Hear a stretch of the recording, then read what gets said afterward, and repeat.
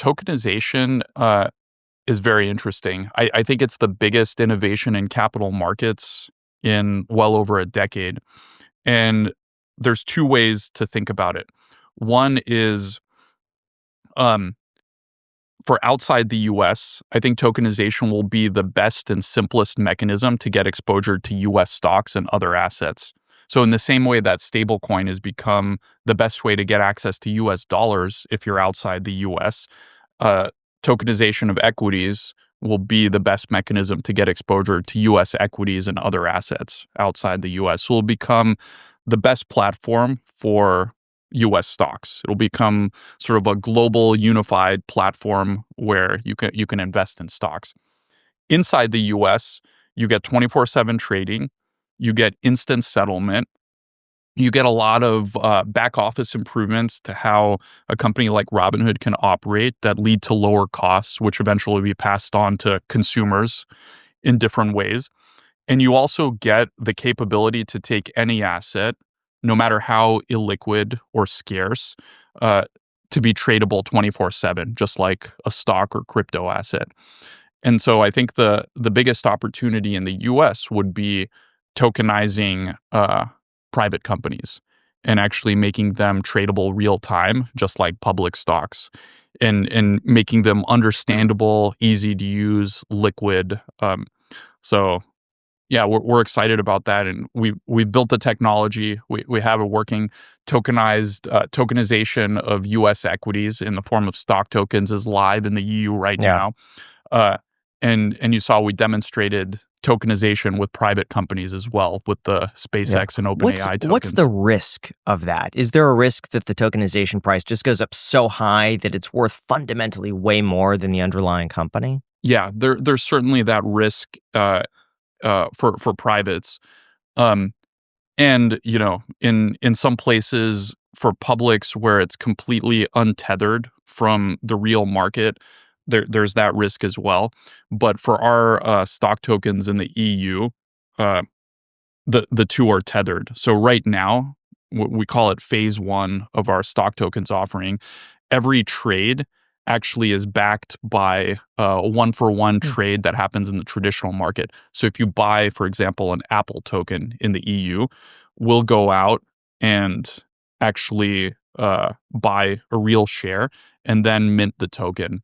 So then you're getting a good price because it's the price that's available on the best of the exchanges. Now, the downside is there's no 24/7. But what'll happen in phase two when we list the tokens on Bitstamp is you'll basically get the best of both worlds. If the traditional markets are open, you'll get the best price available on the traditional markets. If it's better than the price on the secondary token markets, and if the traditional markets are closed, you'll be able to trade.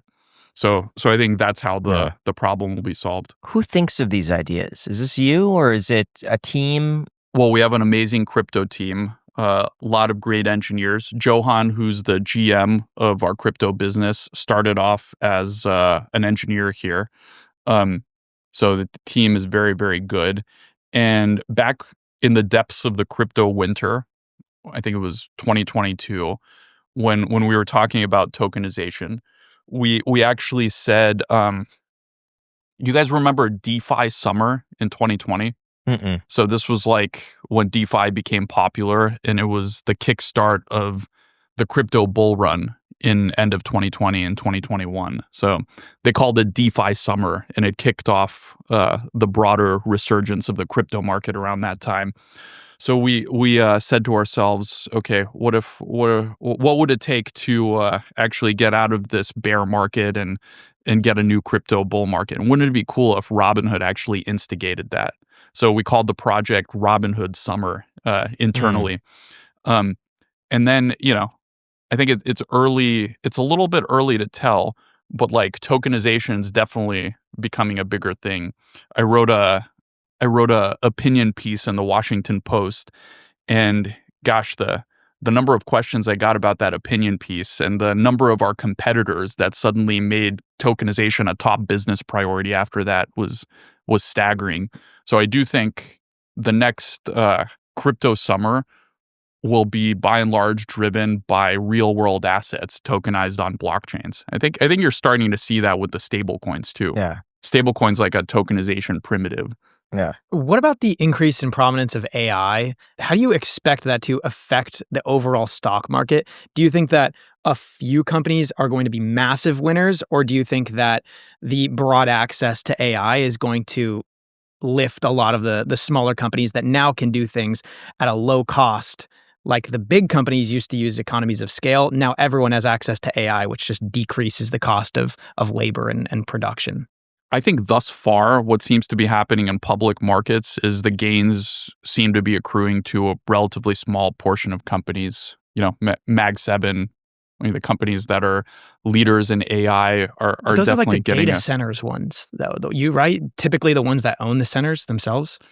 Yeah, I mean, you have the infrastructure layer for sure, and also the chip makers, Mm. NVIDIA. I mean, all these companies that are training models are by and large doing it on NVIDIA chips. Now, NVIDIA is the world's most valuable company. Um, but yeah, it's still if you, I'm sure you guys have looked at this chart. If you look at the S&P 500 and compare the returns of Mag 7 over the past year to everyone else, it's like Mag 7 is huge. Mhm. Everyone else is kind of flat, which indicates to me that there's sort of like a centralizing effect to this. Now, I don't know if that's going to be indefinite. I would think as the AI tools get better, you'll have more. My prediction over the long run is you'll have more single person companies. Like Mhm. one individual will be able to use AI as a huge accelerant to starting a business. And in the same way that, if you wanted to start a software company in the 90s, you'd have to like manage your own data center. But AWS came along, the cloud software providers came along, and suddenly you no longer need those 50 people to like buy servers and rack and stack if you want to start an internet company.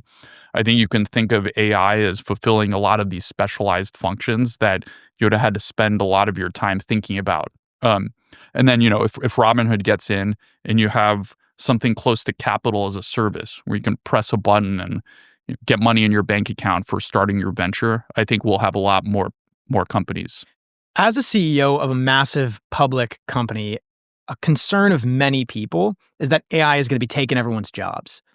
Do you notice this to be somewhat the case? Like, if you don't replace some labor with AI, you're just going to lose out to competitors. And do you think that that's a valid fear? Or how do you, as someone with many employees, see AI competing with the labor force? How do you see that relationship? Jobs certainly will change over time. Some things that you can now do entirely with AI uh, should be done entirely with AI. I think we have to shift as a society and not artificially protect those jobs, but work on making sure the people that are on that path are able to pivot and do something that is more valuable to society. In the same way that you wouldn't protect lamplighters, right? And it was funny. It's very romantic in a way. People used to come with those torches and light all the lamps. I think I was in London last Thanksgiving, and they have one part of the city where they're still like protecting the lamplighters. I do think humans will still be at the center of things, and there will be lots of opportunities for human ingenuity, at least for the foreseeable future.